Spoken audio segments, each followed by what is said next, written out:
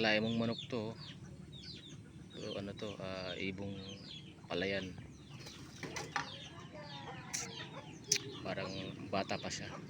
Isang buwan may git. Nahuli ko to kahapon mga idol. Dito sa namin likod ng bahay. Kaya ano ko din to, re-release ko dito. Kasi ito na yung ano niya, natural habitat. Dito siya namumuhay. Dito siya kumakain ng mga pagkain diyan sa palayan na yan dito. Tingnan natin kasi medyo mahina to kahapon eh. I-release natin mga idol. Ayan na. Ayan na, ang bilis pa oh. Wow.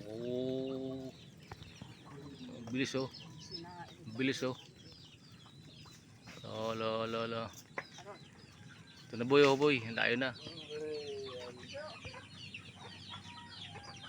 Ano na.